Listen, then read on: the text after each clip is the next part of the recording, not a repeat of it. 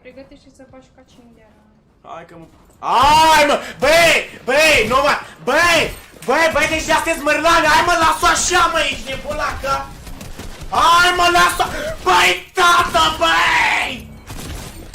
Hai mă, las-o așa mă, pleacă-mă de aici! Vă pup pe Că toți! deja mă enervezi rău de tot, ești nebun la cap! Ce-i asta mă? Vă pup băieți, încă 5 Păi uite cum bag 1000 de viba și uite cum te duc 40 de lei, ești nebun la cap, păi așa te duc 40 de lei.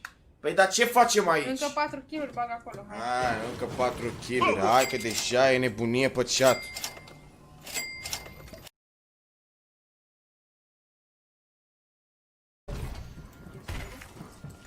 Nu, te bate ăla, cred.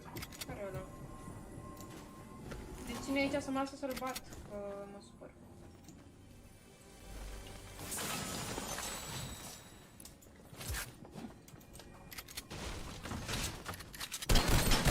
Te pup Rox, te pup Rox. Doamne.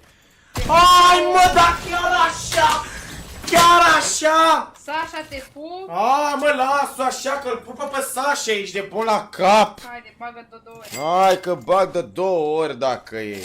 Plec acasă, ești nebun la cap. Ani, bă, să moare bra beții de... Deci, când am făcut live, mi-a spus că să ce să doarmă. Hai că ți-am spus dacă Dar, e. de fapt, tu te-ai dus în altă parte. Bine mă, hai! Haide mă, dă-o parte, dă-mi, hai, dă! Dă mă, dă!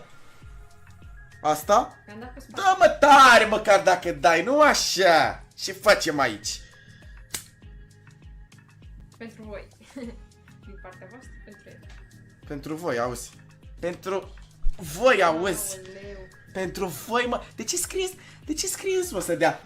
Nu mai zi nimic, băieți, am nici lidan. Deci fii atent, ți-ai spus și ție, ți-am zis.